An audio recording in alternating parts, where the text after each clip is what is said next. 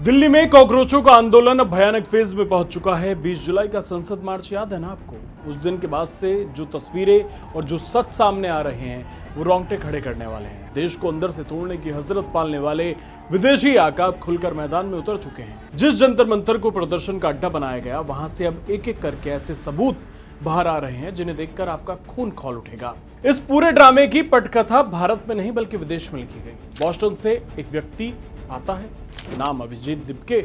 ये सीधे जंतर मंतर पर पहुंचकर एक सोची समझी रणनीति के तहत माहौल गर्म करने में जुट जाता है। फिर सोनम वांगचुक आते हैं और भूख हड़ताल का बड़ा ऐलान कर देते हैं।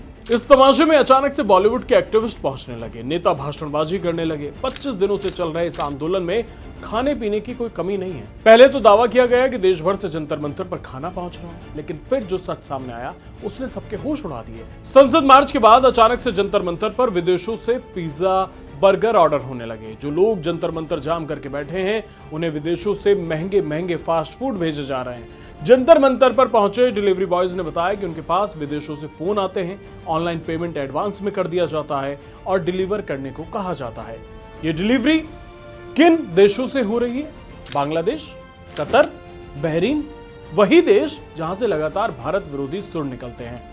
आखिर बांग्लादेश और कतर में बैठे लोगों को दिल्ली के जंतर मंतर पर बैठे इन प्रदर्शनकारियों की इतनी चिंता क्यों सता रही है?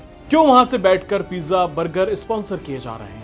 सारे इस्लामिक देशों का एक सिंडिकेट इस वक्त भारत के खिलाफ लामबंद हो चुका है। वे जानते हैं कि भारत को सीधे तौर पर पछाड़ना मुमकिन नहीं है, इसलिए विदेश के अंदर बैठे अराजक तत्वों का इस्तेमाल कर रहे हैं। बांग्लादेश हो, कतर हो, बहरीन हो, इन जैसे देशों से आ रहा ये पैसा और सहयोग कोई हमदर्दी नहीं है।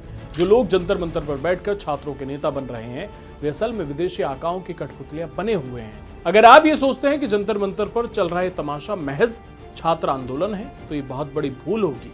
ये कोई जन आंदोलन नहीं है, ये विदेशी पैसों पर पलने वाला एक हाइब्रिड वॉर का हिस्सा है जिसका एकमात्र मकसद भारत की शांति को भंग करना है। संसद मार्च से लेकर विदेशी फंडिंग और पिज्जा बर्गर डिलीवरी तक हर एक कड़ी बता रही है कि जंतर मंतर पर क्या चल रहा है। हमें उम्मीद है कि सरकार जल्द से जल्द इस साजिश का पर्दाफाश करेगी और दोषियों को जेल भेजेगी ताकि छात्रों के नाम पर राजनीति बंद हो सके। अपनी राय कमेंट सेक्शन में जरूर लिखिए और चैनल को सब्सक्राइब करना ना भूलें। धन्यवाद।